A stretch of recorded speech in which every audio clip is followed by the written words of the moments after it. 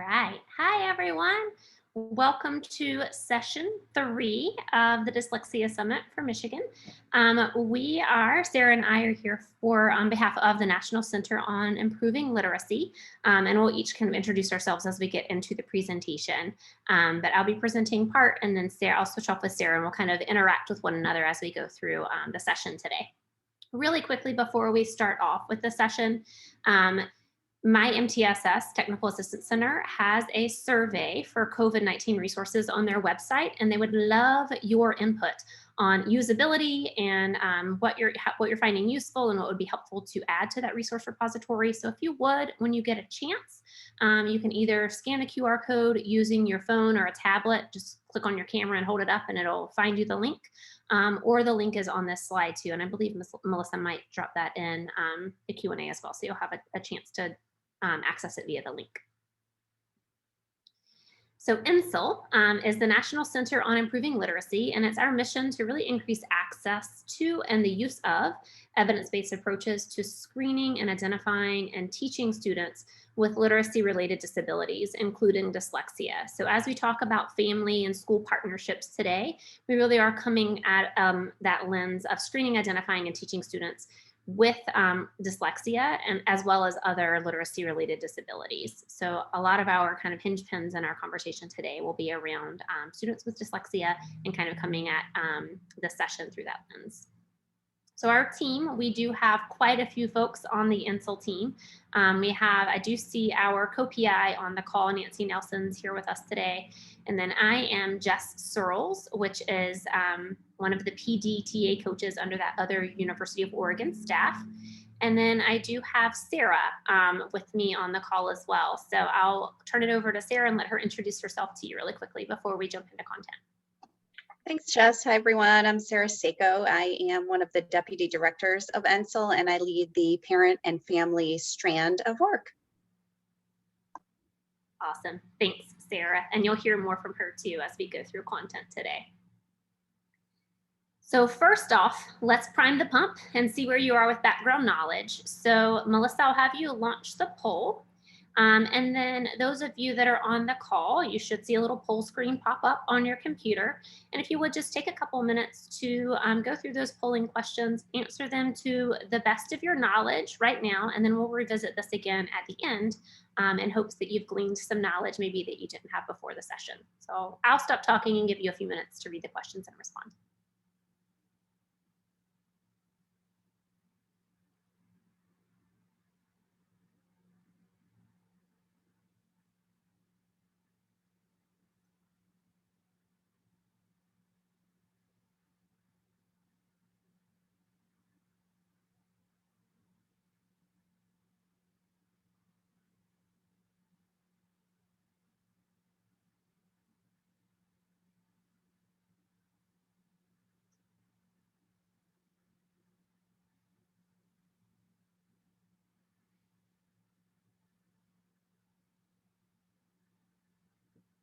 Melissa, I think you can see how many, so just let me know when you feel like you've gotten a large portion of folks submitted answers.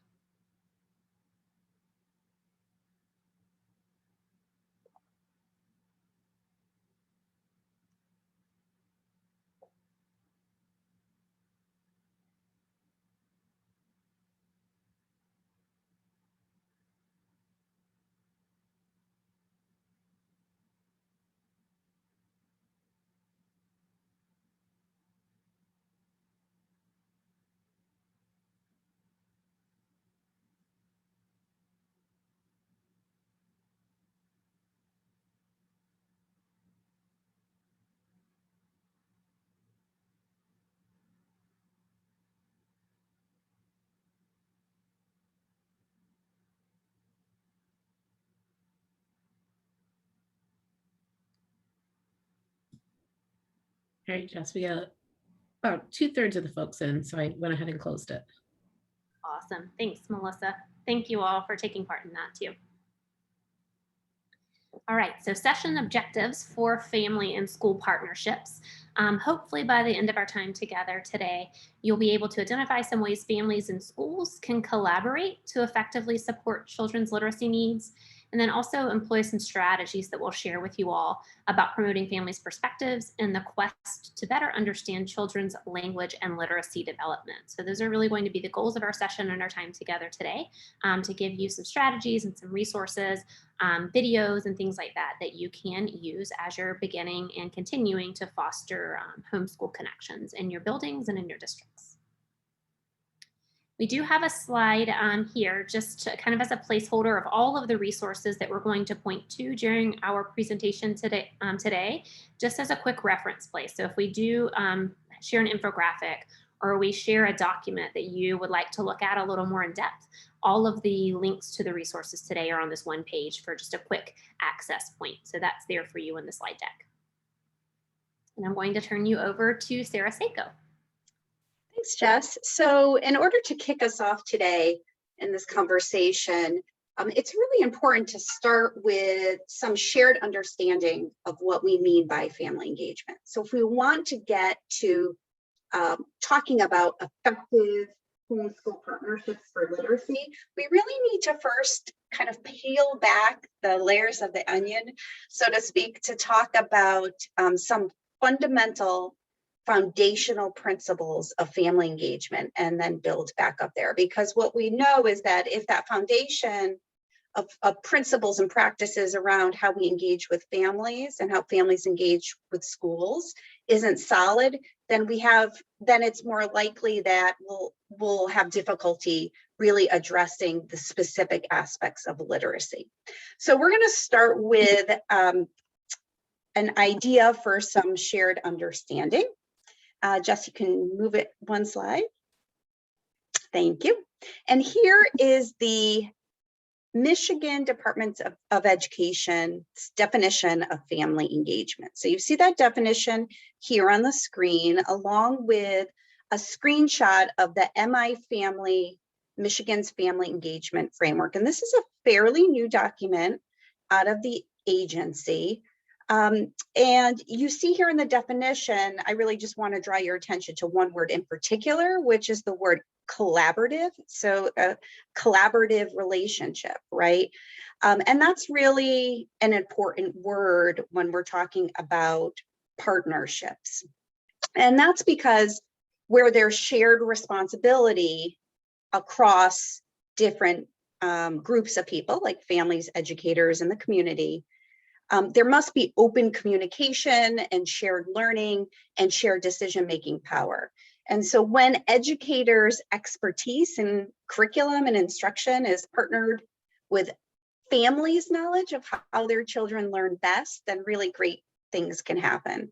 And so when schools and families collaborate to support student learning, student outcomes are improved. And that certainly can be the case for literacy. And we know further that a high level of family involvement is one of the common characteristics of high performing schools. Next slide, please.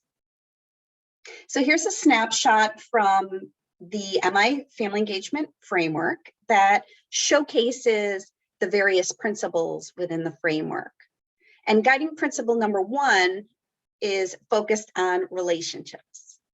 And that really aligns well with that definition. So you see here that it says relationships are the cornerstone of family engagement. And we can use the MI Family Engagement Framework to situate effective homeschool partnerships for improving children's literacy outcomes. So I encourage you to review the framework and use the guiding principles to reflect on strengths and areas for growth within your family engagement practices in general, as they're really important prerequisites for actualizing effective homeschool partnerships for literacy. Okay, great. So another graphic. This graphic can be found on the MDE website, and it does have resources associated with it intended to support educators in building family partnerships to enhance students' literacy development at school and at home. And really the goal is to assist schools in their work in building family capacity to engage effectively in literacy-based activities with their children. So By providing practical ideas and resources for families, schools are better able to bridge literacy instruction from classrooms into homes, giving children more literacy opportunities in multiple contexts. So I just want to talk through this graphic with you a bit, because this is a new graphic. It's a new web page at MDE. So in this graphic, the family engagement principles that I shared with you on the previous slide from the MI Family Engagement Framework serve as the foundations and the conditions for making family engagement for early literacy possible. And so you see shorthand of those family engagement principles at the top of the graphic. And then following the family engagement principles is a double helix. And it's meant to show the interconnected roles that families and schools play in promoting pre-K through third grade literacy development. So this graphic is in fact focused on those early grade years, sort of as a way to really leverage the early intervention that we can provide for students. And so when implementing strategies and targeted literacy practices together, families and schools are complementary to and mutually reinforcing to one another. And that's what the interconnectedness is meant to show. And then in the center spots of the double helix are the school-wide and center-wide practices managed by leaders that encourage a consistent family engagement strategy and includes specific attention to literacy development. Really ensuring that members of the learning organization engage with families in productive ways that allow the literacy practices to flourish. Next slide, please. So in the center, you saw those three practices, and here are three leadership briefs that are available on the MDE webpage where the graphic resides. And these literacy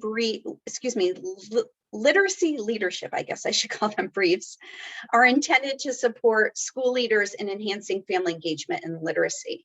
The three strategies that you saw at the center of the double helix are represented here in each of the three graphics. So there is one brief on environment, one on communication, and one on resource allocation. And there are additional resources, excuse me, for preschool and K-3 educators and families that are aligned to the other parts of the graphic. So I'm sure you noticed to the left and right of the graphic, there were some strategies, some specific strategies that educators and families can engage in. And so on the same webpage, you will find the series of educator briefs as well as infographics for families specifically. So I'm going to go ahead and I'm not sure if I can do this. I was going to paste that web page link into the chat, but perhaps Melissa, you can do that or Jess, since I don't think I'm able to do that. If not, I know it's on the resource page and we can certainly direct you to it afterwards as well. Next slide, please.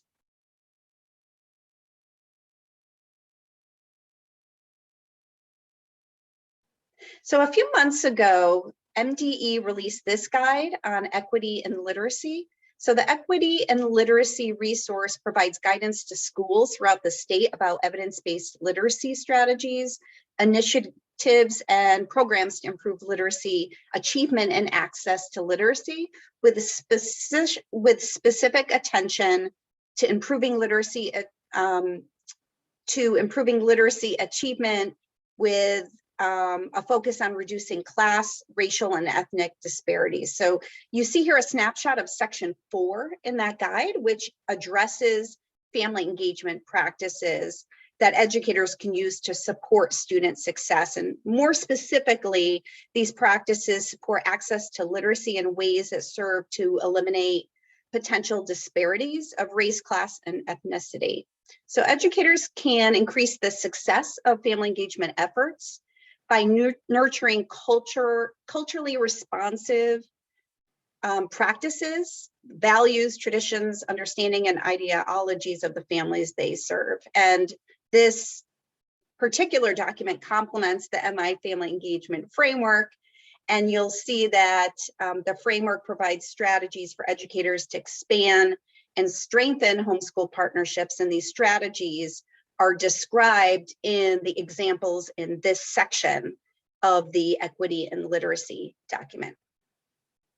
Next slide, please. And I think, Jess, this is where you take over. So I'm hopeful that you'll check out those Michigan-specific resources. Awesome. Thanks, Sarah. And I did put those links in the chat too. So Right. the Family Engagement and Literacy link is there, and then Equity and Literacy, which is the last resource that Sarah was discussing, is in the chat box as well. So you can definitely open those up or copy and paste them so you have access to them. And as Sarah said, they're also in your resource slide that was in the slide deck that Melissa shared earlier too in the chat box. All right, so let's kind of build on that Michigan work and those resources that Sarah shared from Michigan to really think about establishing a system of support where schools and families are supporting literacy development collaboratively as that collaborative effort. So thinking about a system of literacy support and services, really looking at what families and educators can bring to the table as they work together to really ensure that students have successful literacy experiences inside and out of school. So really thinking about that homeschool connection and what's happening in school and what's happening out of school, and hoping and setting students up for success in both of those arenas. So this is especially important too for students who do have reading difficulties, including dyslexia. Often students that have those reading difficulties have specific instructional needs that are best addressed within a comprehensive approach to literacy related services that involve both the school and the home. So how can we foster those connections and really establish a system that supports them in both settings? So then thinking back to Sarah's resources, if we do really subscribe to the My Family framework, then schools and families have important roles in a system of literacy services and support to really develop students' literacy learning. So thinking about the school, that direct literacy assessment, instruction, and intervention, and access to those things in the school environment. And then families really supporting literacy and practice at home and in the community. So thinking about the system of support is that really the combination of those activities that happen during and outside of school, and responsibilities are shared across both sides. So the schools bring responsibilities and they have responsibilities that they're upholding, and families do as well as that outside of the school daytime takes place. And we're building on strengths of both the school and the home. We'll talk about that a little bit more on the next slide to really help students succeed, highlighting the similarities in school and family practices, and then thinking about when the focus is only on what happens inside of or out of the school building, instead of focusing across the two environments, children really do miss important opportunities that could connect those two things and really help build their literacy development. So thinking about the power of having those two pieces connected and working in conjunction and in tandem with one another. This system works best when activities are aligned between school and home. So for example, schools can provide families with home activities that reinforce what students have been learning in school or are currently learning for additional practice in the home. It does require regular and positive communication from school to family and family to school to really help with that alignment and that transfer. And then also helpful to involve the children in the dialogue. So as we're supporting students, involving students in that process, talking to them about the importance of their literacy skills and development in schools, talking to families and involving students in those conversations around what can be done outside of the school day. And then that connection between those two environments, really to help build a strong system of literacy support between schools and families as they partner with one another. So here's the challenge and the opportunity, right? And we know that there are challenges working across these two environments, the in school and the out of school, and the families and the educators. So thinking through the challenge really helps us understand the reasons educators and families have often struggled to build these trusting and effective partnerships. And there's root causes to these things that we definitely need to kind of be aware of and be sensitive to as we're building these trusting connections with schools and families. So thinking on the family side of things, families may not have been exposed to strong examples of family engagement. Often, family members have had negative past experiences with schools and educators that we may not even realize or know about as the educator. Often, they may feel like they don't really have an opportunity or kind of an in to really be involved in the school and what's happening in the school environment. And then also, they may have feelings arise that are around feeling disrespected or unvalued or unheard, and not like really that they really have a seat at the table when we're talking about literacy development in the classroom. So then looking at this other side of the circle, what are some challenges that maybe educators bring to the table? Looking at possibly not being exposed to strong examples of what family engagement looks like in a home-school partnership. They may also not have been exposed to training and really solid professional learning around how to build strong collaborative partnerships with families. They may have received, so that would be like the minimal training. They hadn't gotten a ton of training around how to develop those connections. And then also looking at essential practices. Families or educators may think of this as kind of this separate thing, like, oh, we're going to do all of our teaching and then maybe we'll involve the family somehow on the side, and it becomes more of an afterthought as opposed to a really integrated part of a solid system. So really thinking about it more as an essential practice, which may be new to a lot of educators in schools and districts. And then lastly, the mindset. Often we find that there's some deficit mindsets around what families can truly offer to the conversation and bring to the table to really help with conversations around literacy development for students. So then to counteract these kind of challenges on both sides, really thinking about the assets and shared goals that we all do share. So thinking about what do families and educators, what are some common goals, what are some assets they bring to the conversation as we're talking about family and school partnerships. So one of those, that shared goal is really, we all want students to be successful with reading, whether you're on the education side of the bubble or whether you're in the family side of the bubble or you're kind of in the middle. We do want students to succeed on kind of both ends of that. And then thinking about assets, what both kind of bring to the conversation with those from the family side. The families have great historical and developmental knowledge of their child's educational experience that we as educators just don't have because we haven't been with that child through the continuum of education and prior to their school experience. And then schools bring kind of their resources, their knowledge, their materials, their staff, their supports that can really be devoted to instruction and student learning. So both of us are bringing things to the table, and how can we capitalize on those things to really that shared goal of student reading development and successful outcomes for students at home and at school. So really thinking about the knowledge of those potential challenges, as well as the valuable opportunity we have.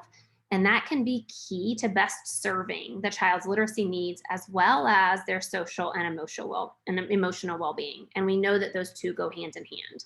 If we are feeling successful with what we're doing and the learning that's taking place, often our social and emotional well-being is in a little bit of a better, healthier spot. And often if we feel like we can't do what we're being asked to do educationally, our social and emotional well-being take a hit too. So really thinking about how those things work together with one another and how we can work with families and schools to really build some solid foundations in all of those areas. So now we're going to take just a minute to watch a video. This is a part of a series out of the San Bernardino Unified School District, and it's part of their Start Strong series that they use at the beginning of every year that focuses on building relationships with families. And in the video, teachers will talk about the importance of that family school connection and then offer some practical suggestions to strengthen that partnership.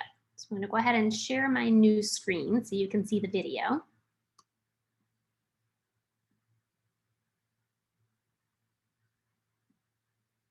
All right, here we go.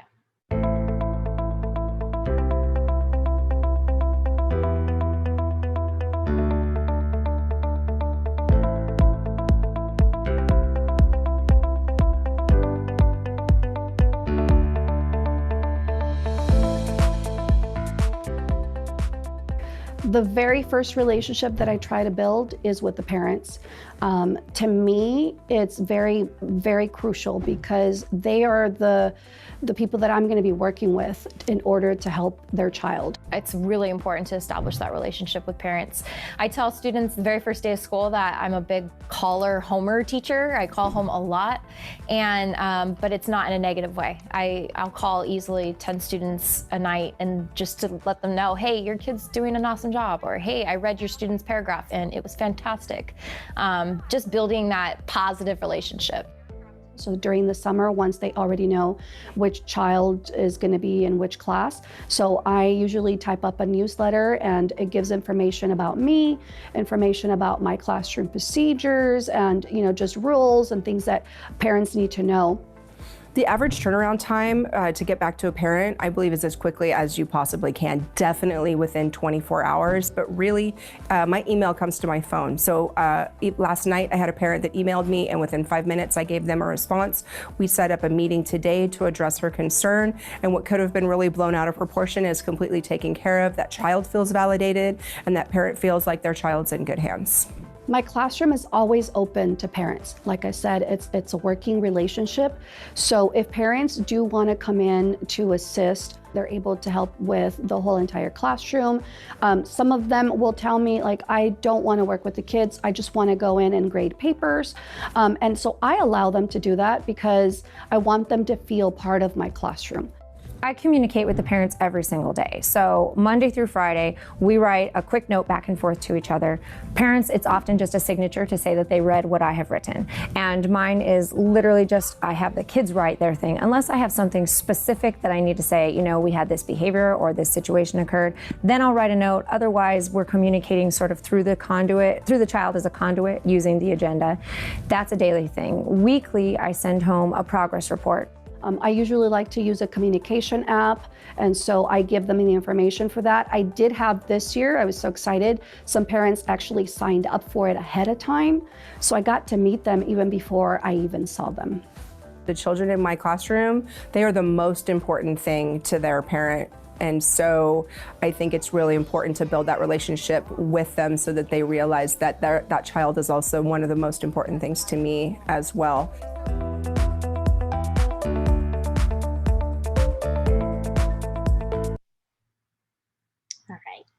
So next, on the next slide, and I'll get that up so you can see it, really thinking through what are some things that you are doing currently in your building to build strong family connections in your school or your district, and then what ideas from the video could you integrate into your current system to strengthen the partnership that you have already. So I'll just give you a couple of minutes to kind of reflect on that. Feel free to drop any comments that you have on either of those questions into the chat box, or if you do have questions for us, feel free to put those in the Q&A. So I'll just give you about a minute or two to kind of process the video and think through what you're doing currently and then how those practices could be strengthened.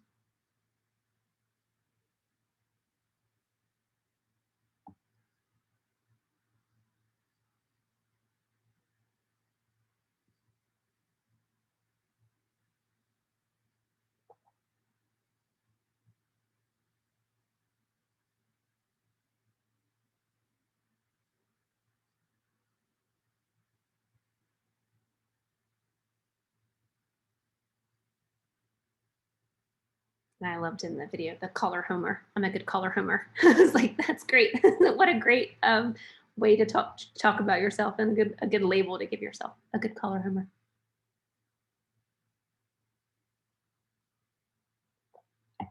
Great. Yeah, Melissa's got in the chat. Many of the examples were provided were positive, proactive ways. So making those first connections with families, especially that positive connecting. And then I think too, kind of piggybacking off that was ongoing. They were constantly calling families or writing the agenda or weekly communications home. So there was an ongoing effort to continue to communicate with parents, which really stood out to me in the video too. Yes, there's a question in the chat about, well, first a statement that the amount of communication described in the video is awesome. And then a question about whether or not schools provide time or resources to do that. Yeah, that's a great question. I know I can speak from my personal experience, that as far as the school provides time and resources. In the school that I was in, I'm from North Carolina. If you haven't picked it up in my accent already, you will by the end of today, I'm sure. We had time every Friday in the building that I was in to fill out, students did a self-evaluation of how their week had gone with regards to like behavior, interactions, how they were interacting with their peers, how they felt like their schoolwork was going. They would rate themselves, and then I would take them with me. I would give my kind of rating, with kind of in conjunction with theirs, and then send them home on Monday, kind of as a welcome back to the next week. They filled it out on a Friday, and that was time in the classroom to do that, to fill that self-evaluation out. When I was in a tier 2 position in a school in Oregon, I had time in my school day that was collaborative time for phone calls and for talking with families about data, or if any questions were coming up around intervention students are receiving, or if we had kind of looked at data and talked about increased intervention, which we'll talk a little bit later in this session about. I had time in my day to do that, to kind of set aside in my schedule. And that wasn't from an administrative standpoint. So that was something the administration did set aside for me. So I can speak to my personal experience. If any of you have anything aligned to that, definitely feel free to drop it in the chat box or question and answer too, because I have a feeling that looks different from school to school and district to district. And I've been really fortunate that family school connections were something both schools that I've worked in pretty much, they set that as a pretty high bar and high standard, and really valued that connection. So I was fortunate. My leadership did give me time to do that. Sarah, do you have anything to add to that at all? No, except to say that, dare I say, if there's a positive with the pandemic, it's that we've been confronted with looking at the strength of our homeschool partnerships, right? Just because of the need to have families as partners when we're doing remote or hybrid learning. And so we've seen, and even in my daughter's school, that there's time set aside for teachers, whether, if it's 30 minutes at the end of the day, to really connect with parents and to answer questions in a hybrid learning environment. So I'm hopeful that as schools return to a new normal in the fall, and that some of these family engagement practices that have been established out of necessity just continue and are refined as we move forward. Yeah, that's a great connection too, right, to our current pandemic reality, is that has become a lot more crucial, with that really seeing the power and the deficit of not having a strong family school partnership. It's made the virtual learning shift. It either has made it harder or it's made it easier, depending on how your family school connection was prior to the pandemic. If there was a system in place that was strong around school and family connections prior, it's likely that shift was a little bit easier. Not easy, but easier. And if that system hasn't been established, it's likely that shift was more difficult. So great connection to that too, Sarah. Thank you. All right.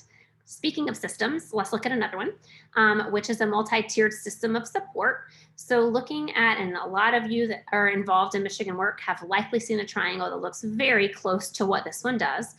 So this is looking at a multi-tiered system of support, a really comprehensive system of reading instruction where all students' needs are met systematically across tiers. So looking at tier 1 as a universal level of prevention.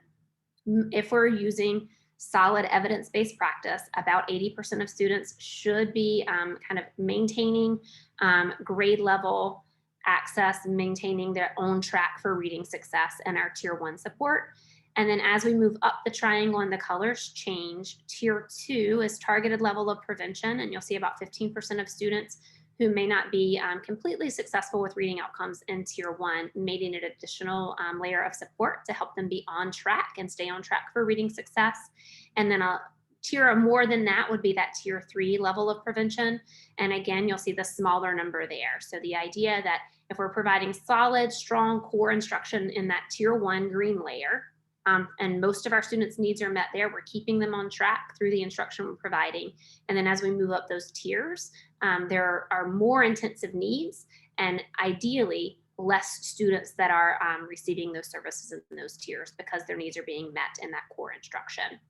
And then off to the side, you'll see that students with disabilities, including students with dyslexia, are receiving services at all levels depending on their instructional needs. So students with dyslexia are in tier 1, they are in tier 2, and they may be also in tier 3, depending on their instructional need. Looking at that continuum of instructional supports and how do we decide whether a student is served in tier 1, tier 2, tier 3, and what that level of prevention is for each student.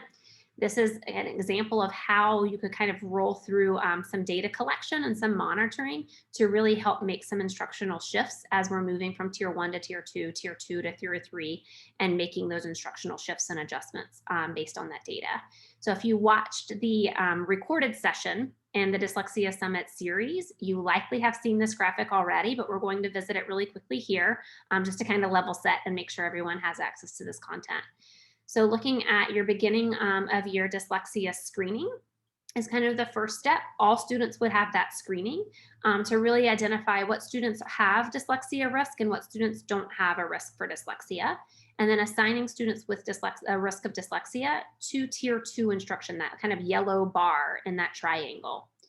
So then from there, moving into progress monitoring. So checking in the fall, checking for students' progress and asking, are students making progress or are students not making progress? And based on that, and that instruction, we'll make instructional adjustments accordingly. So students who are making inadequate progress will receive some intensified supports, really targeting their area of need. And students who are making adequate progress will continue what we're doing. It's working. Or there may be cases where those students kind of slowly filter back into tier 1 if they show a readiness for that to stay on track in that tier 1. And then from there, moving on to middle of the year screening. Again, another checkpoint. How are we doing? How are students doing? Are they responding to the instruction we're delivering? Are we keeping them on track for their reading success? If we are, we'll continue their support in tier 2 or tier 3, wherever they're needed tier, adjusting instruction accordingly. And then if they are not making that adequate progress, maybe they're going to tier 3 and getting an additional layer of support. So that's that tip top of the triangle. 3 to 5% of students would typically be in this middle of the year moving to tier 3 arrangement. Then again, progress monitoring, continuing to monitor students in these upper levels of those prevention areas to see is what we're doing working, and if not, we need to make some instructional changes. So that's what you see here. Progress monitoring check, checking in tier 3. If students aren't making adequate progress, there may be some discussions started around a special education evaluation, some other data gathering tools to determine what the best steps forward are for those students. If students are making progress, continuing their instruction because what we're doing is working. And then you'll see at the end of the year, again, screening students, and then looking at possible eligibility requirements, if that's something that we need to be discussing around a select group of students, and then end of the year screening for all students who are making adequate progress, continuing what we're doing, or refining our instruction for those students.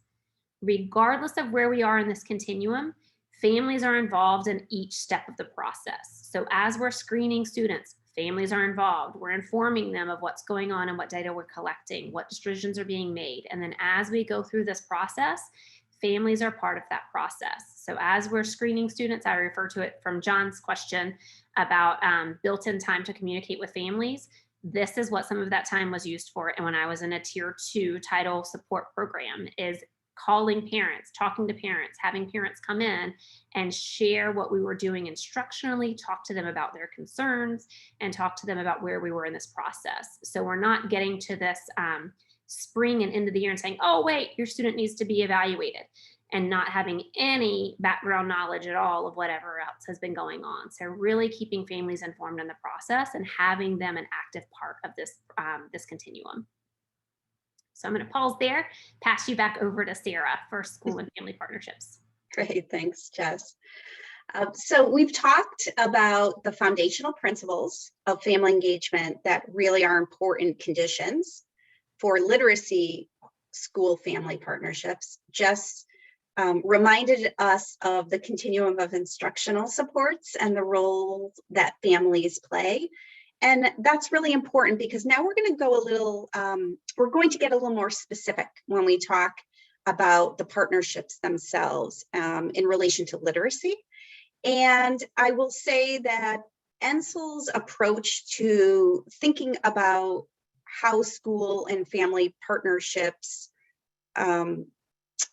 live sort of in this context of MTSS could be considered novel in some ways. It depends on the way in which you're kind of thinking about the partnerships and your school's approach. But our approach is really to continue to use the MTSS frame to think about the role and the ways that schools and family partnerships can be differentiated and intensified within the system.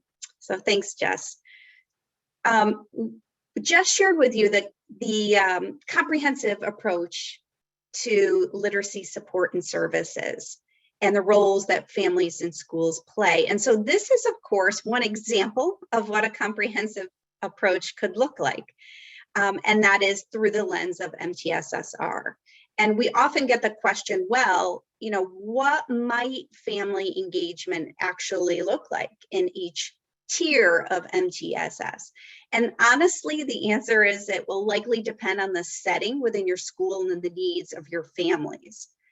But what is constant is, since each tier involves a greater intensity of services and support for children, a greater intensity of communication and collaboration is also needed between families and schools.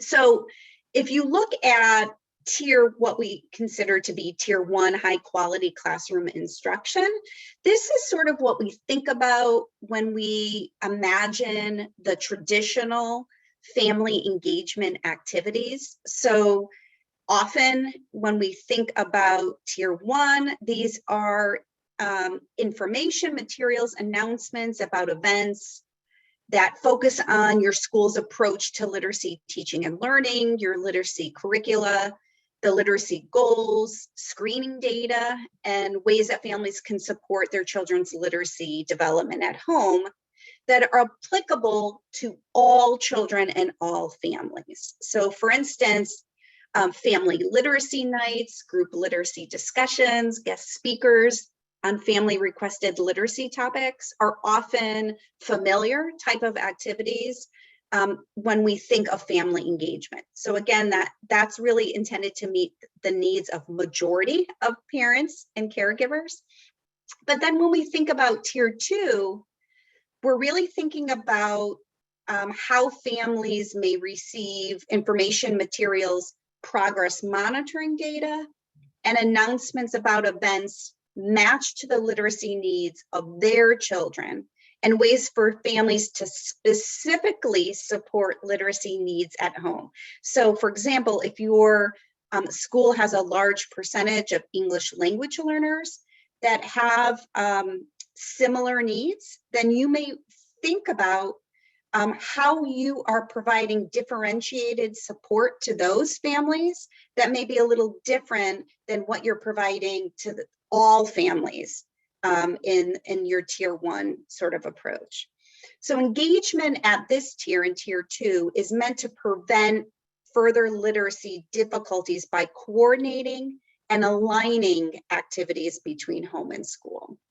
And then in tier 3, when we think of how we intensify instruction and intervention for children, we can think similarly about our family engagement practices. So in tier 3, families may receive information materials, progress monitoring data again, and training matched to the individual literacy needs of their children, including ways to intensify support of their child's literacy needs at home. So you can help families learn intervention strategies and activities that they can do and practice at home that are linked to their child's literacy goals. So for example, if there is a small group of children that are receiving daily intervention in a particular program, then you may want to provide learning opportunities for the parents or caregivers of those children to learn the specific ways that they can reinforce those skills from the intervention program at home. So the key question here is, how do you know you're building dual capacity for family-school partnerships? And by dual capacity, I mean, by nature of the term partnership, it requires two sides. So the educators or the schools and the families. So we really need to attend to both those audiences, right? So our approach is really to collect fidelity of implementation data on family engagement practices, like through parent surveys or family interviews, focus groups with families, or from any kind of parent or family liaisons the district or school might have. And that's really key, because just like we collect fidelity of implementation data on the other elements of our MTSS system, we likewise want to collect data on our family engagement practices to help shape, refine, and improve our system. So we really need to think of it as being a critical aspect to the MTSS framework and monitor it in the same way that we do the other elements. So here on the screen, you see our introductory graphic, I guess you call it infographic, that is both for families and schools, that introduces the roles that families and educators can play in an MTSS to improve literacy outcomes through 4 key actions: learn, advocate, partner, and support. So you see each of those actions in one of the quadrants there. And really, for educators and families to work in mutually supportive ways in implementing evidence-based literacy practices within MTSSR, we need to look closer at the key roles that both sides can play in order for them to both be empowered and engaged. So taken together, these diverse roles represent shared leadership between school and home. So I just want to break them down for a minute here. So when we think of learn in particular, it's focused on families and educators as co-learners, monitors, and observers. For example, understanding the parts of literacy, how children learn to read and why they might struggle. Advocate, can you just go back a slide for a minute? I apologize. Thanks. Advocate is about families and educators as co-advocates and models. For example, promoting evidence-based literacy approaches in schools and early childhood settings. And then partner centers on families and educators as co-communicators, problem solvers, and decision makers. So for example, working together within a comprehensive system of support really leans into the idea of partnership, right? And then lastly, support is about families and educators as co-supporters. So co-teachers, co-creators, co-encouragers. So for example, providing literacy opportunities that reinforcing skills taught in school. But really, regardless of the role taken by family members, which can be any of these 4 roles, families and educators inform one another and share their expertise and knowledge about the student to support literacy learning and promote competence. So enhancing student reading outcomes is the goal of the family school collaboration and relationships within and across the 3 tiers. So thanks, Jess. Now you can scoot ahead to the specifics. So how do we really enact these 4 roles for literacy: learn, partner, support, and advocate? So co-learners, if we think of families and schools as co-learners, we can operationalize that into some priorities or some topics. And that includes understanding the parts of literacy, how children learn to read, why they might struggle, and signs for risk of reading difficulties. When we think of co-advocates, we can think about both educators and families encouraging the use of evidence-based literacy programs in instruction and promoting the use of additional instructional time for students who are struggling to read and the use of data for instructional decision making. When we think of co-supporters, that includes not just the kind of support that children are receiving at school, but the way that families can provide additional learning opportunities and practice opportunities for children, especially for those who have reading difficulties like dyslexia. They really require sort of more practice opportunities than what we can often give in the context of the school day. So families can have children practice skills learned at school at home. And that is a way that they're supporting, of course, and leverage sort of the everyday activities that families are already engaged in. So we're not necessarily asking them to do something that would require new materials or new environments, but really leveraging what they're already doing to promote literacy, their child's literacy development. Providing a literacy-rich environment is something that can happen both at school and home. And then, of course, talking and reading frequently is something that can be aligned between school and home as well. And then finally, the role of co-communicators. And so as we've seen in this period of interrupted sort of instruction and atypical learning environments due to COVID, really the importance of needing to talk and interact often. And while it's critical to talk and interact often, what we're talking about also matters. And so for our conversation here, of course, we're talking about discussing literacy instruction and intervention, sharing literacy resources. And sometimes we tend to think of only the school or the educator being the one doing the sharing, but we can also encourage our families to share literacy resources that they're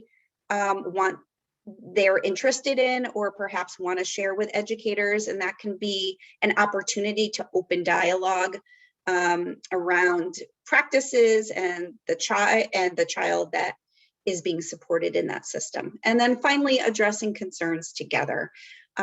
It's always a positive that if there's trust established between home and school, then we know that trust leads to more conversation, and more conversation leads to a better relationship, and a better relationship leads to a better partnership. And so if those conditions are in place, we're more likely to be able to address concerns productively together. Okay, next slide, please. Thanks, Jess. So we have a poll here for you that we're going to launch in a minute. And we want you to reflect on the 4 roles that we just shared with you, the 4 actions: learn, advocate, partner, and support. And from your perspective, what role has been most challenging for educators and families to enact in your setting? So we'll give you a minute to reflect on that and choose a response. Sarah, while they're reflecting, there is a question in the chat about what could parents do if their district does not engage with parent advocates. I don't know if you're going to come to that or if you have an opportunity to provide a response.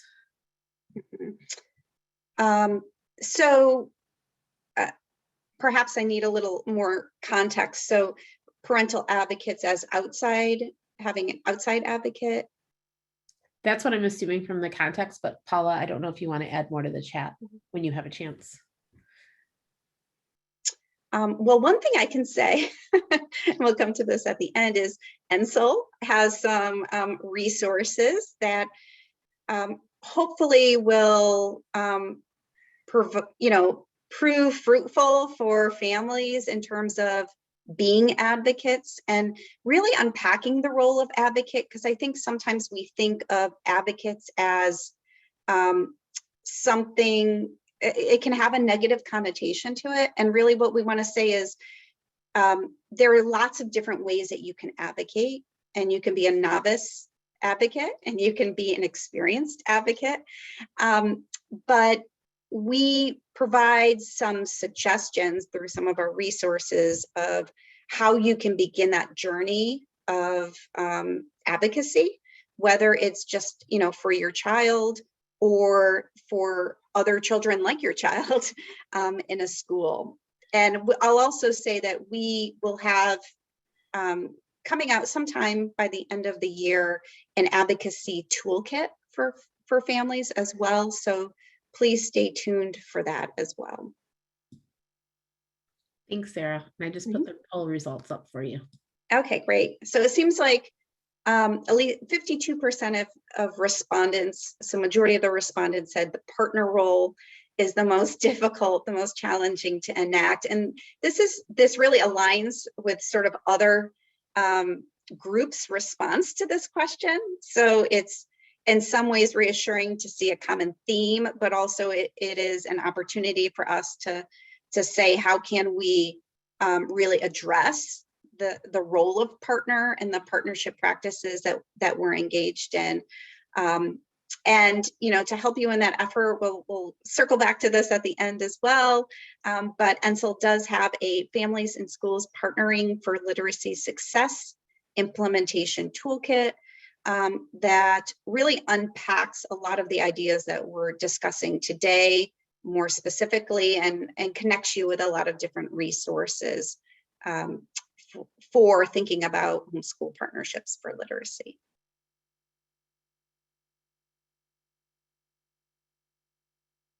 Okay, so when we talked about some guiding principles for family engagement in general that the Michigan Department of Education has put forth, we also want to share with you some organizing principles for family and community engagement sort of specific to literacy. So we're contextualizing it here for literacy.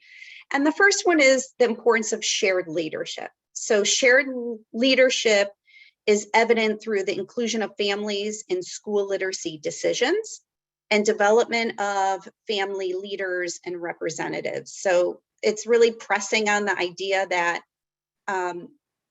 shared leadership, in order to have shared leadership, the opportunities must be there for families to be in a place where decisions are made and that their voice can be heard and considered as part of the decision-making process. The second principle is effective forms of school-to-home and home-to-school communication about school literacy programs and children's literacy progress are designed. So we can't express enough the importance of communication. It's really easy to say it and think that it's happening, but I challenge us all to really look at sort of the quality of the conversations and the frequency and duration of those conversations, not only in our current context, but also knowing that when we do at ENSL talk to families, a lot of when they're sharing their concerns or their worries, really what's at the heart of their issue reside around this topic of communication and voice and perhaps misunderstanding. So the more we can strengthen the communication, the less opportunity there are for misinterpretation. And I think we saw that in the earlier video on communication when the teacher said, I really, almost like they nipped it in the bud, right? She felt like there could have been an issue, but because of the quick communication, they were able to prevent anything from sort of escalating. So that's important. The third principle has to do with having a particular orientation or view of education and that includes various mechanisms for helping families establish home literacy environments and providing them with information and resources to support their children's literacy development at home. And the fourth principle is about connections. So this is a little different than communication. It certainly complements communication, but when we think about connections, we want to think really about that triangle between school, home, and community. So perhaps, you might be recruiting and organizing family help and support for literacy goals, and identifying and integrating community resources and services to strengthen school literacy programs, family literacy practices, and student literacy learning and development. So kind of thinking about that community schools approach and neighborhood schools approach, and capitalizing on the assets that the community brings in order to focus on the shared goal of improving student literacy outcomes. Jess. Great, thanks, Sarah. All right, so the next section, we'll really look at some issues. We'll kind of zoom into two specifically, some issues, implications, and takeaways, really looking through strengthening family partnerships through shared learning and how we can kind of both bring things to the table, as we talked about earlier, both Sarah and I, about the power in that collaboration and that co-communicating, that co-advocating, the co-partnership, that partnership connection between schools and families. So as we look at the first one, we're going to look at kind of the lens of effective literacy or effective reading instruction. So kind of the issue or the talking point for this particular one, for our first kind of issue around these implication and takeaway kind of series thought map, is all students need to receive explicit and systematic instruction in foundational reading skills. So knowing like at that tier 1 layer of support in kind of the school's MTSS triangle, that systematic and explicit instruction is happening at tier 1. And then in that parent kind of triangle, what we're educating and like how we're co-communicating around that with families, talking about explicit and systematic instruction when we're sharing materials and talking with families about reading instruction in the classroom. So, and in the school and what's happening in the school building, and then relating that to what's happening at home and some family practices there. So questions that may kind of arise out of this one from families is, how is reading taught and by whom? So that may be a question that families bring up to folks as they're at the school level, as they're trying to advocate for their child and learn more about what's happening. Or what reading skills do you focus on? That may be a question that's asked of a classroom teacher or a school leader or even a district leader in some cases. And then so kind of on the school side of that, kind of the onus on the school to really be ready to explain, how are those skills taught, and who are those skills taught by, and what part of the day are those skills taught? So the school being prepared and ready to be able to answer questions that families raise. And talking about proactive, what are some ways we can proactively communicate that information to families? So we're not waiting for them to come ask us, but we're actually providing that information on the front end for families. And then describing how literacy instruction and interventions align with specific literacy needs. So as we're talking about shifting instruction to meet the needs of a specific child to a family, how are we going to explain that process and help kind of learn in that process of what that student needs based on the family needs and what they bring to the table, and then based on the school needs, and working to align those two. So then the implication here is really building that joint capacity of knowledge and skills, that shared assets, that shared goal of what are the foundational reading skills, how can we build our knowledge and our understanding in that area, both on the family side and the school side, and then what is the importance of an explicit systematic instruction for foundational reading skills. So doing some shared learning around that with as we're communicating with families and families are communicating with schools. And then thinking about the takeaway, how do we do that? How do we build this shared foundation of this knowledge for all students receiving evidence-based practice instruction? So looking at talking about literacy standards, curriculum, and instruction, and talking about activities relating to literacy goals and having both parties at the table when those discussions are happening, talking about it from a school's perspective and a family perspective. And we talked about it a little bit in the video. Sarah just mentioned it about kind of shifting some of those misconceptions, like what could have been an issue was resolved before it ever became an issue in the video. And we can do some of that through having these conversations proactively around instruction as well. So if you did attend the session that was recorded for this particular series, one of the misconceptions in that series was that we can kind of start unpacking this: students with difficulties won't get the supports they need unless they qualify for special education services. If we're having these conversations around what effective and explicit and systematic instruction looks like, we're talking about it with families, families are talking about it with the school, then that helps kind of avert that misconception. We're able to talk about all students, including those the students with reading difficulties, do get the supports they need, even if they're not qualifying for special education services, and kind of talking with families about that, how that instruction happens, having families voice their concerns to the school and tailoring instruction accordingly, so we can really make sure that the needs of the student instructionally, well-being, self-esteem, all of that is being met by taking into account the family and the school perspective and the partnership. Looking at talking about in literacy instruction, we're kind of zooming in on both of those pieces a little more. When we're talking about literacy standards, curriculum, and instruction, thinking about kind of, again, at that tier 1 level, some of these conversations would be around grade level standards, how the literacy curriculum and instruction is happening for all students, kind of in that tier 1 layer of family communication.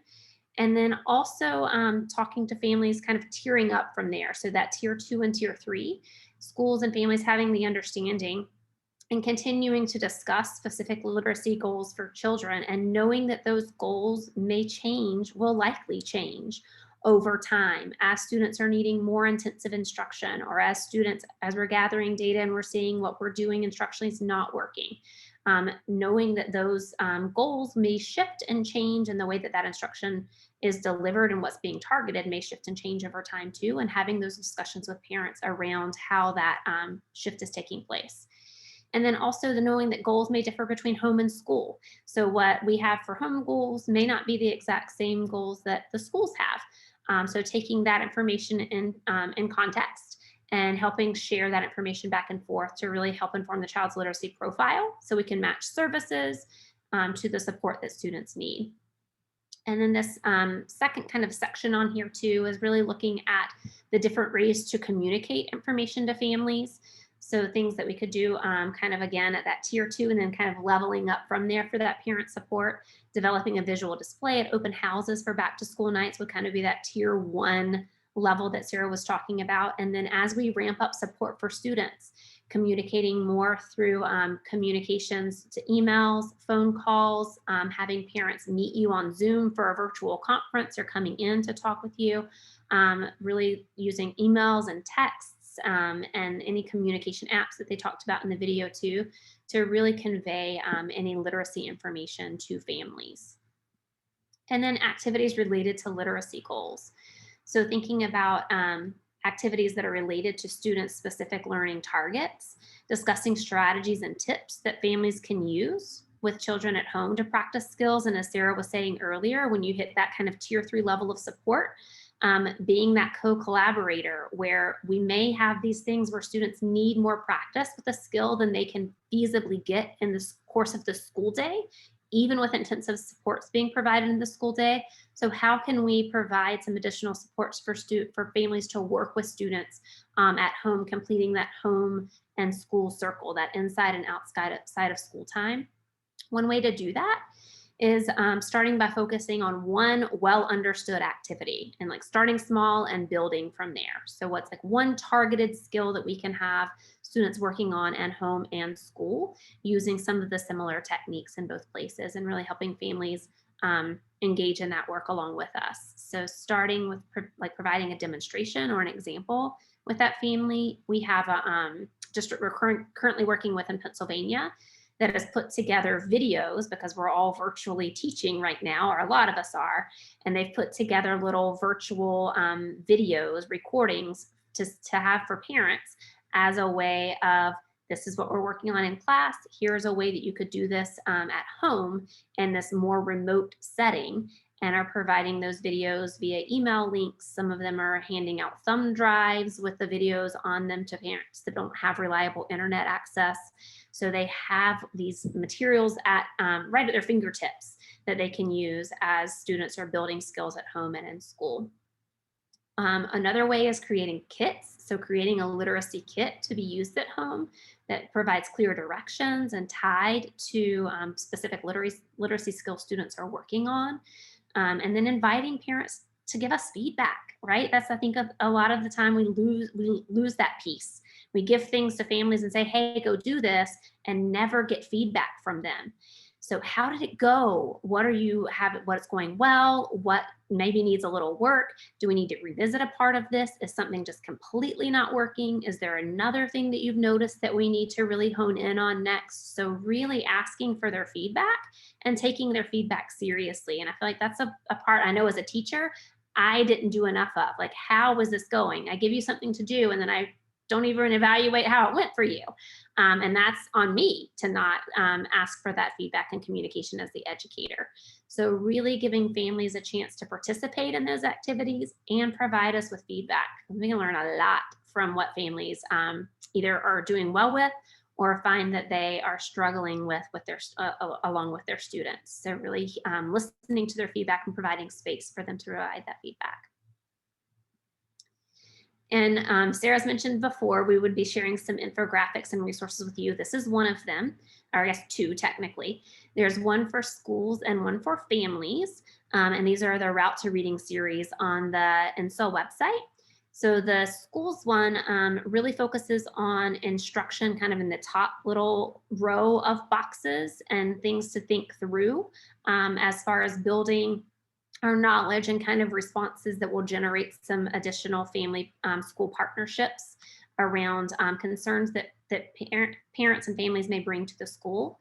And then the families one really gives some questions that families could ask of schools regarding instruction and how instruction intervention is being delivered in the classroom. So as we're looking at these two infographics, the school can really use the family one as guiding questions to really think through responses that they can craft and some actionable steps to really proactively foster relationships with and partner with families. So using schools, using the family ones as a guide of what should we be thinking through and really ready to support families with. So I'll pause and process here. I know Sarah and I have both given you quite a bit of information to digest. So just thinking through here, we'll give you a couple minutes to just take some time to think through what are the ways that you share and convey literacy information to families currently, and then maybe what from what we've shared over the past little bit may be added to your toolkit or to your strategy list.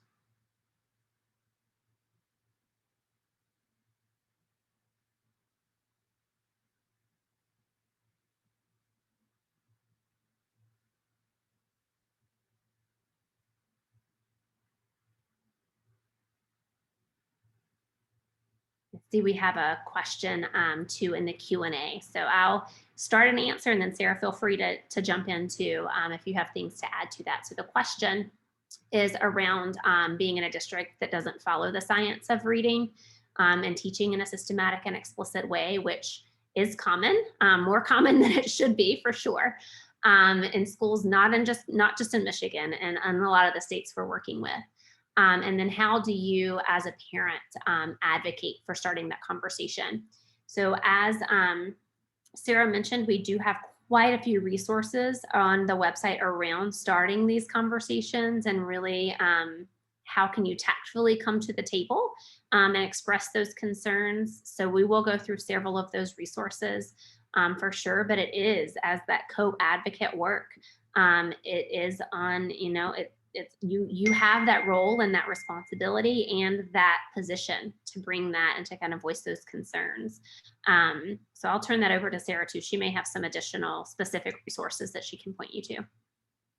Thanks, Jess. The suggestion I might give is use those infographics that Jess just showed and some others that you'll find on our website as a way to start the conversation. So I think the question said, conversation starter. So those questions are a good way to open the door to those conversations. And then if you think back to our partner role, one of the ways that we conceptualize partner was to share literacy resources, right? And so that could be another strategy, that it could be a tactful strategy. As you ask these questions, you get answers, and perhaps you're not totally satisfied with the response you're getting.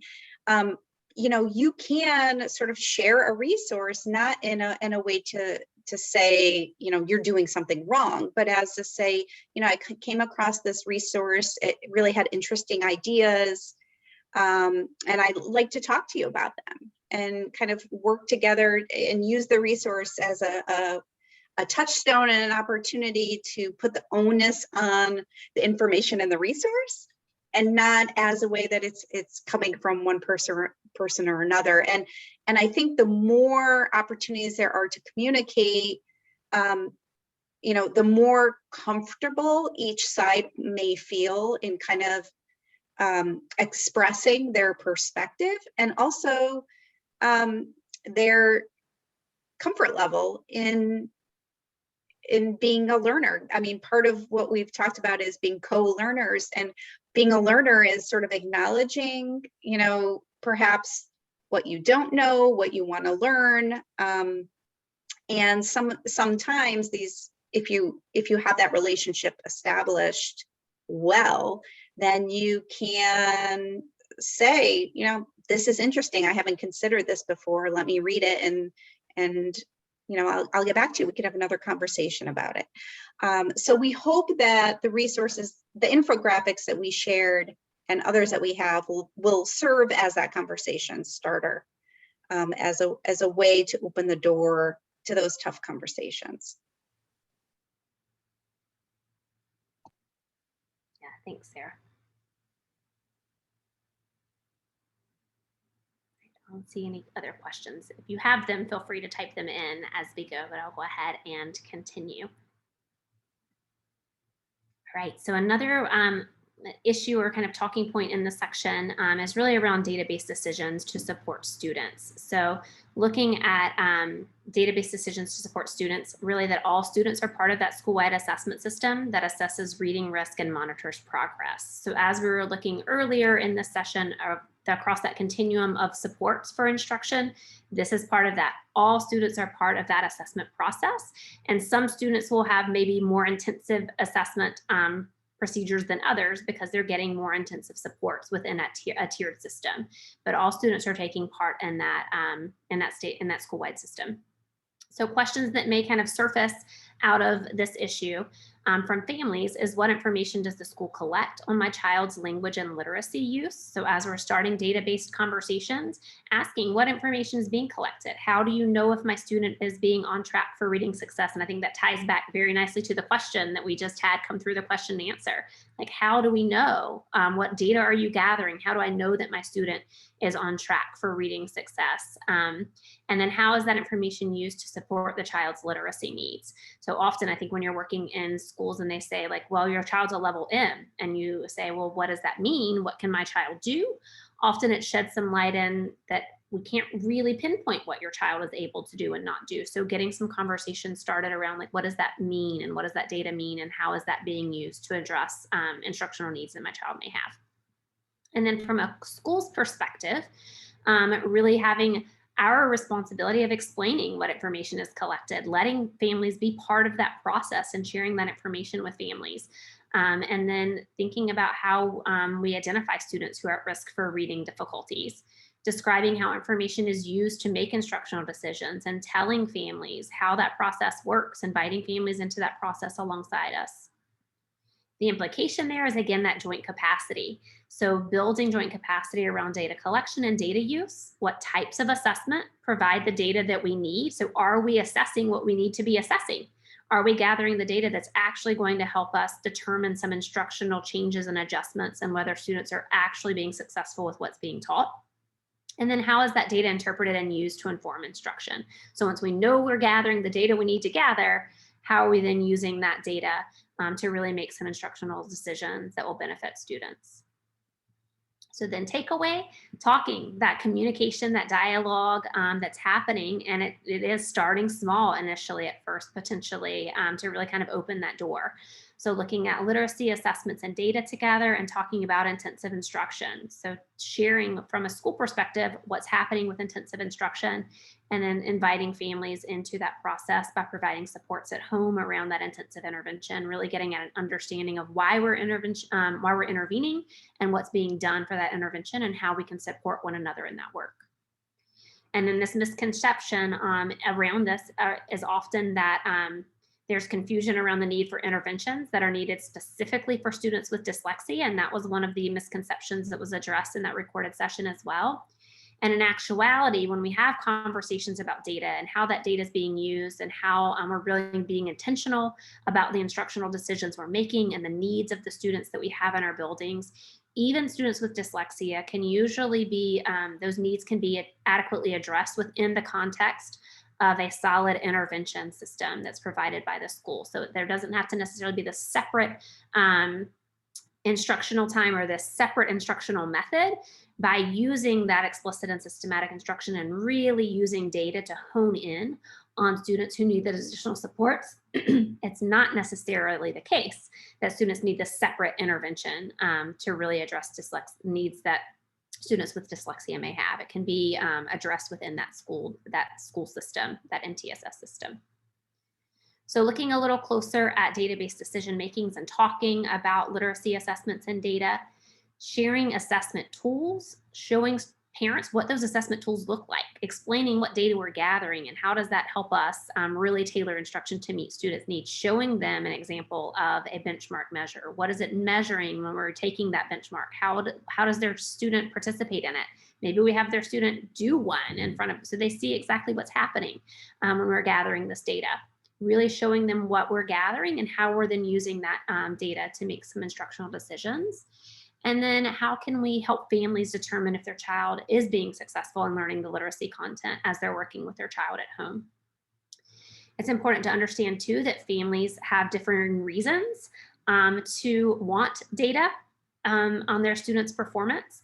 So from the school's perspective, it's on us to understand why or what questions do families have, and then what is the best source of data we could use to answer that question, and how to prioritize the areas to address with families. So really knowing kind of what data they want, and then how can we address those needs based on the data that we're gathering. And then ensuring assessment results and data are accurate, and that we're timely delivering those outcomes to families in accessible and meaningful ways. There are multiple paths and you can dig really deep into data or you can get really surface level. So understanding your audience, and when we're thinking about sharing data, sharing it in an effective way, because there are challenges to communicating data too. So just making sure that we are kind of keeping language, and we'll talk a little bit about it more on the next slide, keeping language at a place where we're going deep enough, but we're not going so deep that we are in like a data analysis and statistics class and we're losing our audience. So really making sure we're gearing it and making it digestible to families.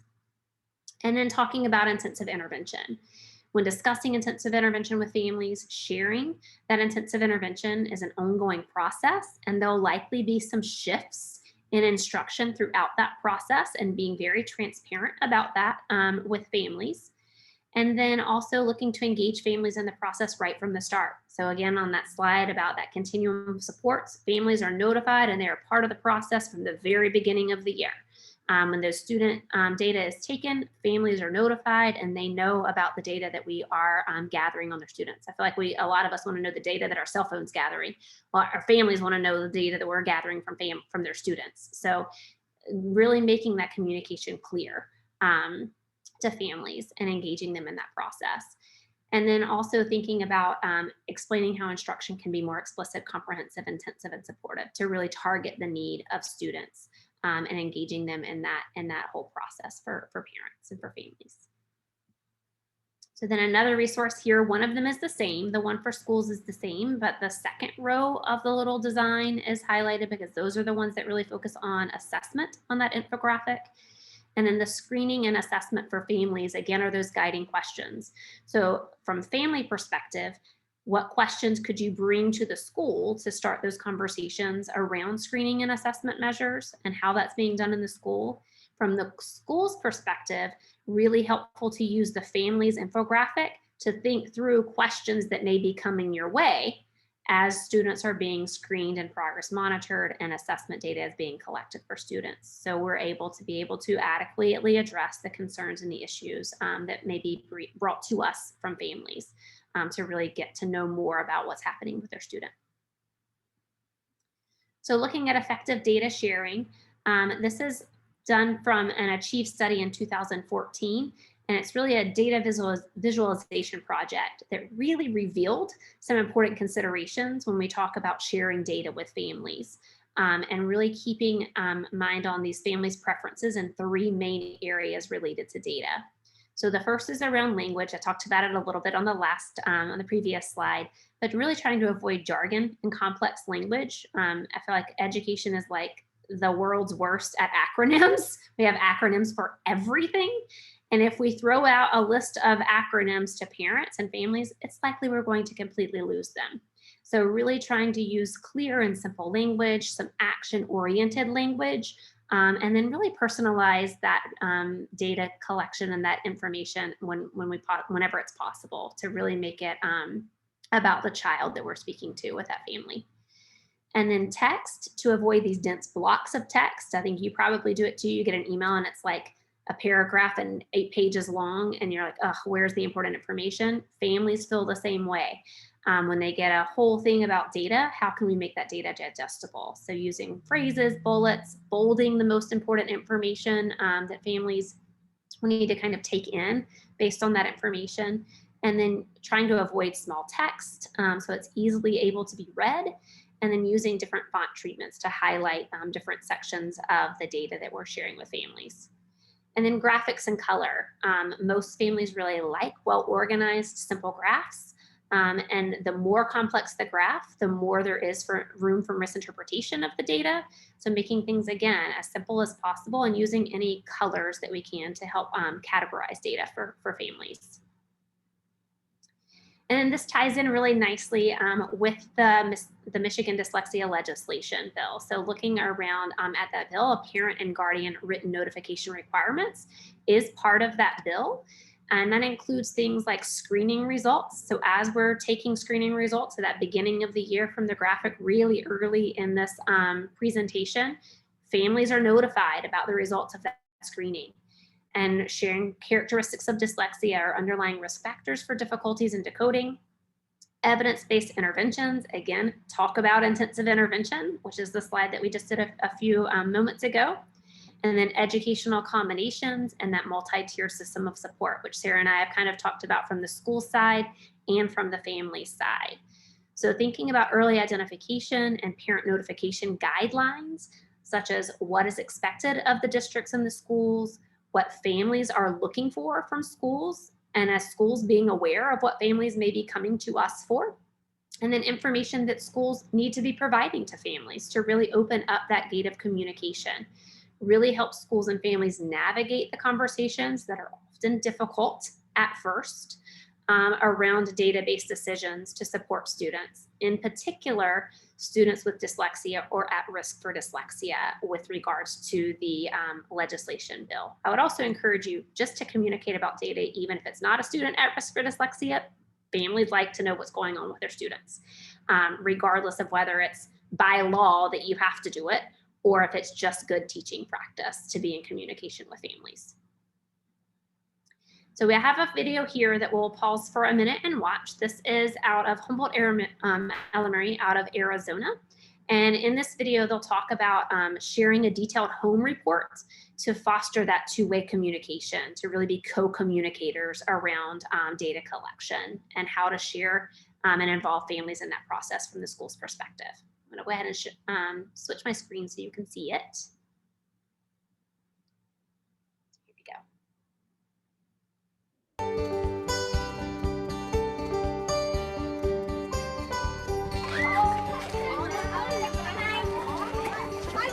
You hear about data-driven schools all the time, but we are truly data-driven.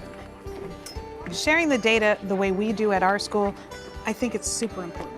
Because once you have everybody working together, you have the teachers, you have the interventionists, you have the aides, and now you've got the parents on board, you can't have anything but success. In the last 5 years, we started really sending home data with explanations. When I send the data home, then parents will start calling.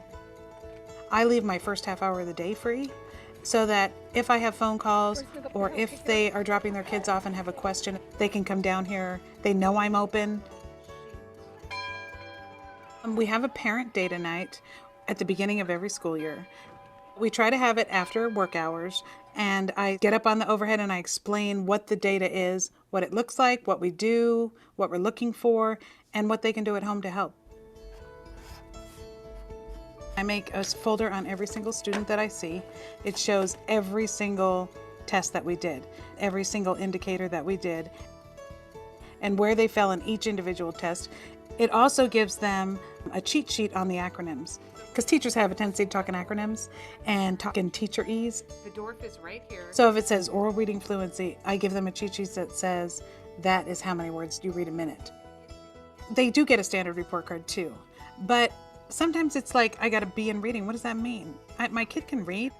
So when Tony came in August, this is an average C student in the green.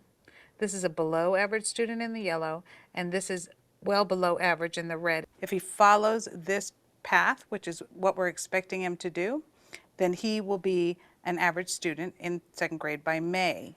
The first test that we gave him is the nonsense words fluency correct letter sounds. These are your nonsense words. Now they look kind of odd for adults, but if you think of them as like syllables, like re is a nonsense word, peat is a nonsense word, but together they're a word, repeat. So at the beginning of the year when we tested him, he read 31 sounds. But now that we've been working with him for 6 weeks, he's up to 70 sounds. I know. And if you're going to work with him at home, really encourage him to read them as whole words, because 9 out of 10 parents say, what can I do to help? And if you just say read with them, well, read what? Getting down to specific skill gives the parents some empowerment to do something about getting that grade better. I think definitely it's made me more engaged. I know what to work on with Brayden, so I pay attention more. We've practiced a lot with reading. She helps me read a lot. It helps me get to harder books and harder chapters. Let's go. Everyone wants their kids to do well, so they want to know exactly where they are and how we're going to get better. Jose was way behind. It started in kindergarten all the way through second grade. He was below grade level, and he started at Humboldt his third grade year. He was well below average. He had no confidence, and he said, I can't read and I don't read. His parents were kind of defeated because he'd been getting bad grades where he was, and Mom got a data report. She handed me the folder and I opened it up, and I was just in awe, in shock, in tears, because I could see right away the growth on the chart where he was way down and he was way high now. He ended up staying in Title I because he had a tendency to go up and down, but to see that he was making progress, it motivated him, it motivated her. School year, she pressed her left hand to her cheek and smiled. I could see the progress and I could see his achievements, and I felt like what I was doing at home was helping with what they were doing at school. I read a lot. I read about bats. I read about animals. I learn lots of things, and my grades go higher and higher and higher. He went from not wanting to read to, look, Mom, I got a chapter book, and this book's about the, can I read this to you? And I'm like, of course. I believe if you have communication between teachers, parents, staff, the parents feel comfortable, kids feel comfortable, and I think it's valuable that they communicate with you, because then you know where your child's at. The fact that we all work together as one big group, I think a lot of our success is part of that. And the success that we've had as a school tells us that we're doing the right thing.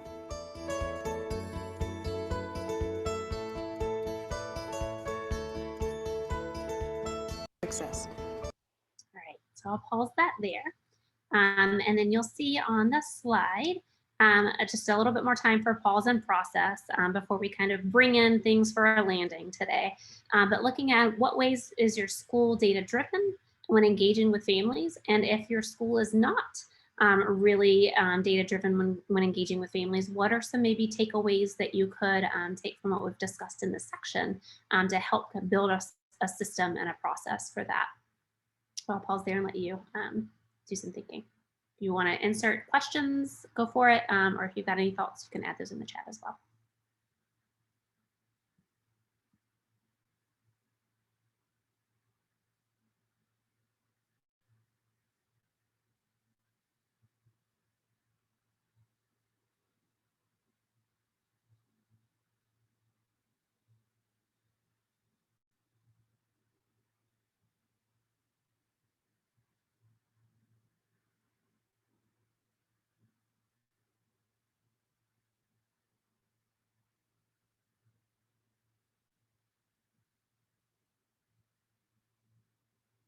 I don't see any questions coming through or anything in the chat. I did have a question earlier about the link to the video. So I did drop that in the chat box and in the question and answer section too. So you can find that link there from YouTube. All right, moving on to the next slide, looking at addressing concerns together. You do have a slide for this, so I won't read all the bullets to you, but just some things to be mindful of. This came from a research project from Harvard in 2013, really addressing what administrators can do to help address those concerns together, what teachers' roles in addressing those concerns are, and then what families can do to help address some of the concerns that may arise. So thinking about Sarah earlier was talking about that triangle between schools and families and community. So that would be kind of that administration section is really looking at the larger community with that outreach to families. And then teachers is really looking at support staff and parent liaisons and roping in multiple people in the building to support that process and support families with providing resources to families to help support literacy initiatives with students. And then families opening that communication up and really fostering that relationship between the teacher and the family. And then we do have another resource here for schools and for families. Again, you'll see kind of that dual back and forth of things to think through from a school's perspective and questions that may get asked from a family's perspective. So as we're thinking about forming a PIT crew and really addressing needs together to foster that development, to help catch those trouble spots early so we don't end up with lots of misconceptions or things that are blown out of proportion, really trying to address some of these things early on. To avoid some of those things. And then looking at these infographics, really giving tips to enhance that family-school partnership and find solutions that both families and schools can support. Again, going back to those assets and shared goals. What can we find common ground to really hone in on and create a movement to support students both in and out of the school through those solid family and school partnerships. So starting small and growing. How can we grow that partnership? If that's something that's just kind of getting underway, how can we get some movement and some traction behind that to really support students, that being our end goal. We all want students to be successful, whether we're in the building, out of the building, the family, or the educator. So trying to provide some shared context around that work. And then lastly, for the infographic in this section, we have one about key questions, really realizing that this is systemic family engagement. So trying to make it a little more broad than just this one particular case or this one particular student, but making it a systems change. So this is an all systems go infographic that really helps districts and schools gauge the health of their current system in regards to partnerships with families. And then thinking about when these systems are implemented effectively, the systemic family engagement continuously builds district and school capacity because we're working in conjunction with schools and families and those partnerships to really get behind students and really support the learning that's happening in our schools. So I'll turn it back over to you, Sarah. Great, thanks, Jess. Okay, so we want to spend some time sharing some implementation resources with you. So soon I'm going to give you just a quick overview of a few resources, and then I'm going to take you on a tour of the NSIL website. So I'm going to start with the two resources that you see here on the screen. And so the first one, I know this will, it's hard to see the specifics of this, but you'll see it hopefully in the tour. But the first one is of one of two implementation toolkits that we have. And so we've referenced this toolkit at various times during our session today, but it is the Families in Schools Partnering for Children's Literacy Success Toolkit. And this toolkit is focused on helping families and schools work together to support children's literacy success in and out of school. So this is an online implementation toolkit, as all of our implementation toolkits are. And it includes things like a tutorial, self-study on demand tutorial that has both a school and family track. It has infographics. Many of the ones, I think all of the ones that you saw today actually come from this partnering toolkit. So you can access them by going to this toolkit, or you can go to our literacy briefs section on our website and you'll also find them there. So I'll show you how to navigate that in a little bit. And then we also have other resources from organizations that align to the information and ideas in the tutorial. And then the second one that I want to talk to you about is our remote literacy learning one. So inherent in remote literacy learning, of course, is the idea of partnerships. And while the Families in Schools Partnering for Children's Literacy Success Toolkit really breaks down many of the ideas that we talked about today and nods to our current context, it doesn't devote significant attention to it. And so the remote literacy learning one does. And so it's a nice complement, I think, to the partnering toolkit. So you can kind of think of these as a package together currently or separately. Really can be used either way. Next slide, please. And then this is just again, an overview of what you'll find for resources on our website. As I mentioned, we have infographics and literacy briefs, some that are specific to a family audience and some for a general audience. We have a learning literacy glossary that breaks down literacy terms in family-friendly ways. We have a resource repository that has literally hundreds of resources from other organizations that are like-minded in promoting evidence-based practices. That resource repository, you can search. There's a menu there that you can select your audience, your topic, and your resource type and get specific information matched to your need.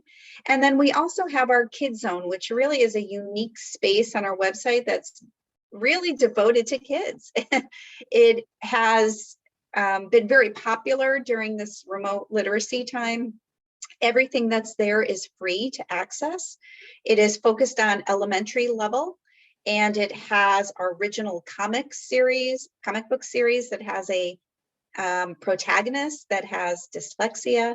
You will find streaming videos of books read aloud, audiobooks, ebooks, and literacy games. And likewise to our resource repository, you can also search by skill, age level, those materials. And it also includes information for families who might be interacting with their children within the Kid Zone. So while it's perfectly acceptable for kids to just explore it on their own, and we love that, ideally we would love to see caregivers and parents interacting and engaging with their child in the Kid Zone, and we give tips for what you might do as a caregiver while you're interacting with your child in the Kid Zone. Okay, so now for the tour. I'm going to go ahead and share my screen and bring up our website. So it's improvingliteracy.org. You see it here. And up at the top, you'll see our menu. You can go to for parents and families to find an array of information and resources specific to that audience. And you see our other audiences here. But for now, I'm going to go to the tools and resources drop-down menu.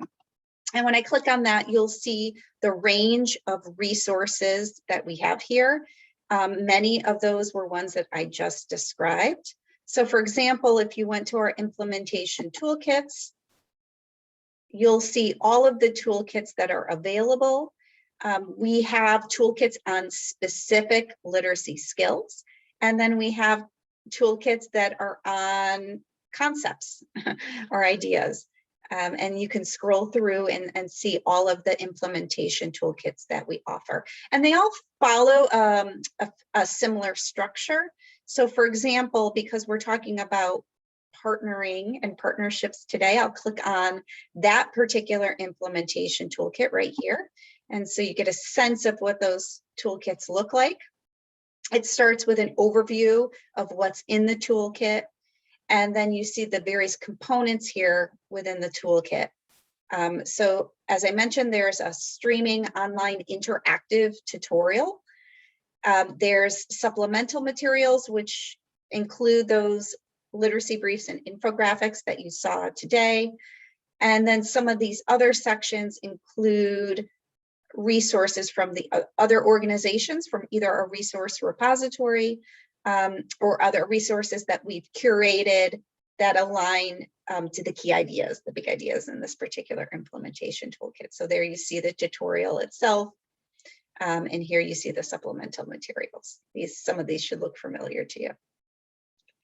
And when I click back up on the menu here, you can go to our literacy briefs section, and here you can quickly search by audience, parents and caregivers. Perhaps you want to go right to partnerships, filter it, and then you can see those that align to that topic will pop up here if you just want quick access to the infographics themselves. And then I also want to show you our literacy skill checklist, because this is a great tool that both educators and families can use. I will make a caveat here that this is not meant to be used as a screening tool, but simply a way for a caregiver or a parent to check where their child's literacy skills might be. And it's focused on grades K-2, and it doesn't produce any kind of score, but you'll get a connection to resources aligned to the results of the responses that you have, how you've responded to the questions, and you'll get resources aligned to the areas perhaps that need to be enhanced. And then I'll go back up again. I want to show you the Kids Zone as our last example here. You can access it from our main webpage here. And here it is, our literacy playground for kids and families. So you can see at the top, you can click read, listen, etc. to find specific resources. You can scroll down here, see a game, meet our Kids Zone ambassadors who will provide a welcome message for you. And here you'll find, if you click learn more about Kids Zone, you'll find some strategies for the caregivers that I mentioned, as well as the little tips that we provide here in the carousel scroll.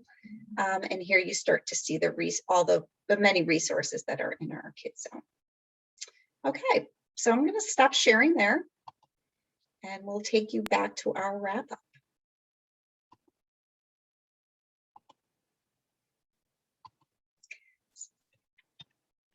Hey, thanks, Jess. So we wanted to leave you with a couple of big ideas that we spoke about today during our session. So the first one is, again, to emphasize the importance of partnerships. So both we've hopefully emphasized the importance of the two-way nature of a partnership and the roles that both families and educators can play, and to build on those shared goals and assets that each bring to the table. The second sort of big idea has to do with shared learning.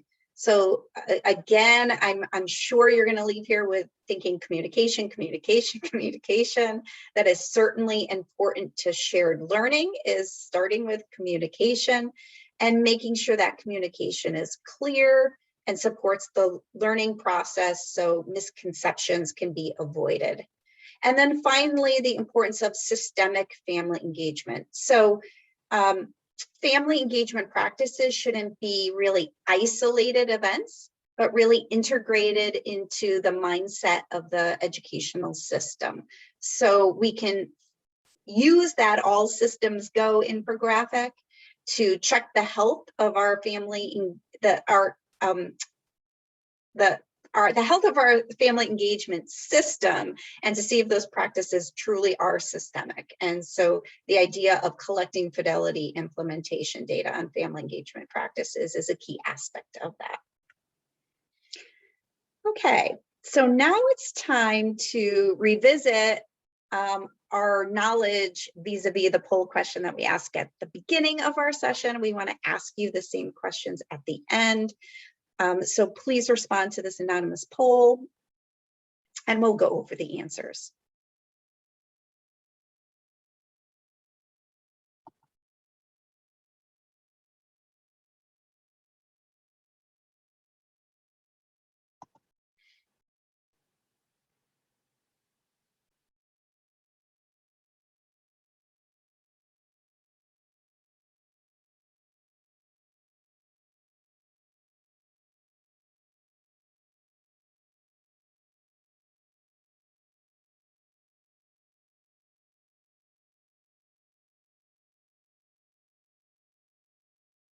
And Melissa, I'll look to you as to when it's appropriate to close the poll.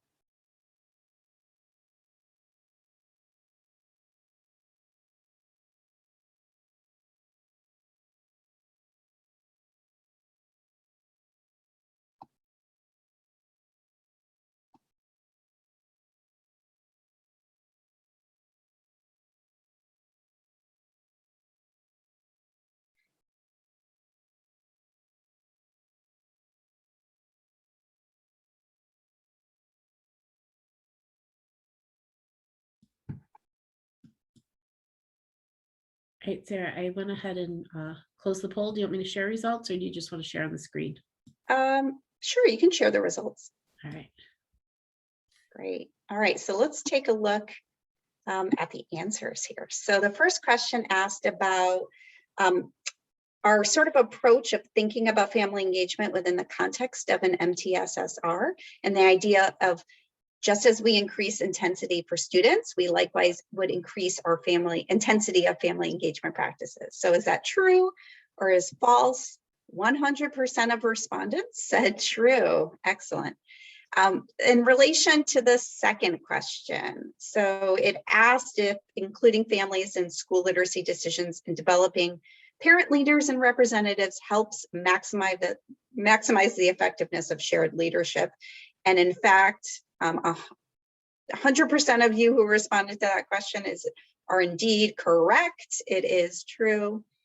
With question 3, you had multiple choices here in this response. And likewise, 100% of respondents answered to use short phrases, bullets, and bold important words. That is in fact absolutely one of the answers. And in fact, B and C are also were shared from that Achieve data visualization project as being really important for effective communication of data with families. And then finally, the fourth question relates to the Michigan parent and family notification requirements for students receiving intensive intervention. And the correct answer there is all of the above. So 93% of you who responded correctly to that answer. So we encourage you to think about the results of that achieve data visualization project when you're actualizing these requirements for parent notification.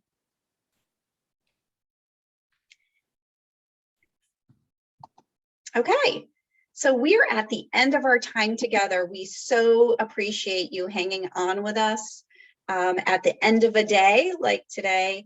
And we again want to encourage you to complete the session evaluation for this one, as you did for the others if you joined us. And thank you so much for your time. Thank you, Sarah and Jess, for another great session. We really appreciate your expertise. Thanks so much for having us.